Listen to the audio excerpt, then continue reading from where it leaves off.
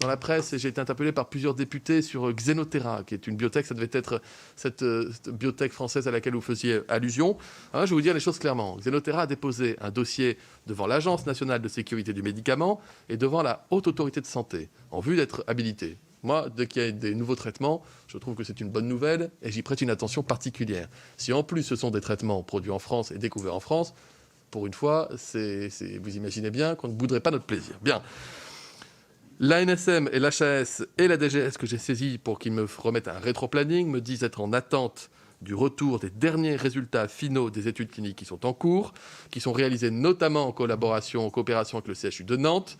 Et je ne suis pas certain qu'à ce stade, les données de ces résultats soient de nature à permettre un feu vert. Donc attention, je ferai de la même manière que pour tous les traitements et les vaccins et les prises en charge depuis le début, en respectant les règles, en respectant les timings, en compressant tous les délais qui peuvent être compressés pour aller vite. Mais je ne prendrai jamais de risque avec la santé des Français. Et même celles et ceux qui ne sont pas d'accord avec les mesures qu'on met en place peuvent me reconnaître que parfois, j'ai eu raison de tenir bon vis-à-vis de certains traitements aujourd'hui dont plus personne ne parle. Mais je ne compare pas Xenotera à ça. Sur la question des jauges proportionnelles, c'est une bonne question. Et c'est une question qui fait sens quand on l'aborde. Seulement, pardonnez-moi de le dire, en pratique, c'est un peu rapidement une usine à gaz. Parce qu'il faut compter les mètres carrés. Rien que l'application du pass dans les centres commerciaux, où c'était proportionné à la surface, il fallait compter les mètres carrés. Est-ce qu'on compte les mètres carrés exploitables? Est-ce qu'on compte les mètres carrés circulaires? Est-ce qu'on compte les mètres carrés sous toiture, etc. Je vous raconte pas le bazar que c'est. Donc, si ça part d'un bon principe et qu'on continue de travailler d'ailleurs pour être capable de l'adapter un jour, aujourd'hui, clairement, c'est pas prêt. Sur la repentance, en tout cas, je ne sais pas si c'est la repentance, mais en tout cas pour tenir compte des faits que si des personnes bénéficiaient d'un faux pass et veulent se faire vacciner, il n'est pas d'ennui avec la justice. À la suite de la proposition que j'avais faite au Parlement, nous travaillons avec le ministre de la Justice. Il y aura probablement un dépôt d'amendement en séance qui permettra de répondre juridiquement à cette question. L'enjeu étant, en définitive, que personne ne soit privé de vaccin parce qu'il aurait fait de mauvais choix auparavant. Ce qui, par contre, n'inclut absolument pas les auteurs des faux passes et celles et ceux qui sont responsables. Et mon dernier mot, Madame la Présidente, le premier a été pour les parlementaires qui sont victimes d'agressions et de menaces.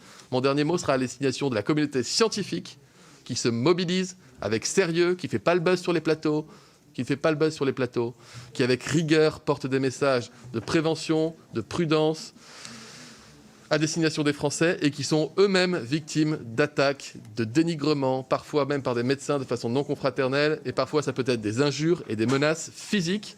Donc je voulais les assurer de mon soutien plein et entier. C'est ensemble qu'on combat le virus depuis 2 ans et c'est ensemble qu'on arrivera à le mettre KO. Merci à vous.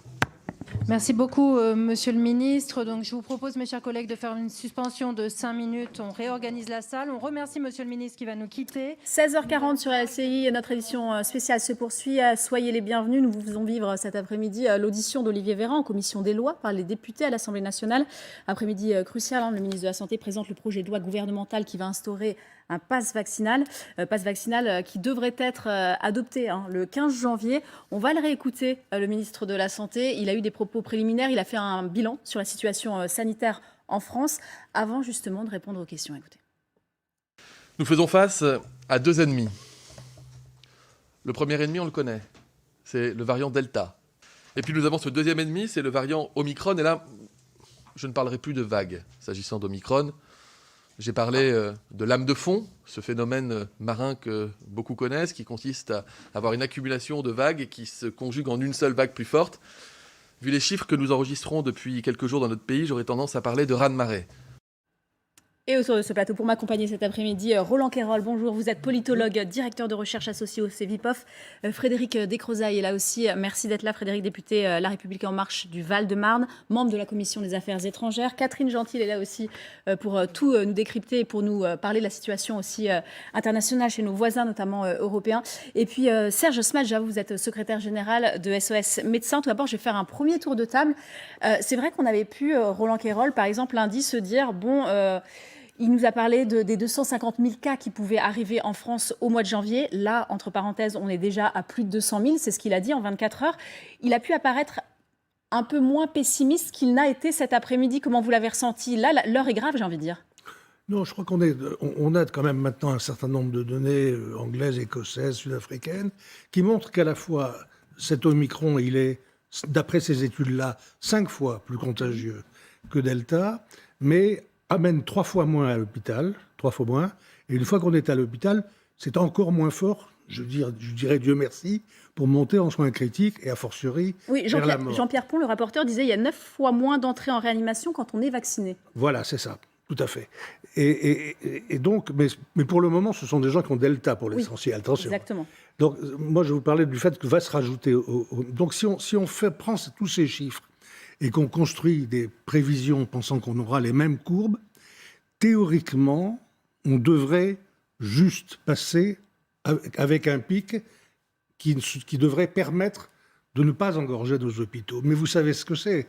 Les prévisions qui sont faites sur des données qui ne sont pas recueillies ici et qui peuvent changer, etc., il faut les prendre avec mesure. Donc je crois que c'est ce que font les pouvoirs publics.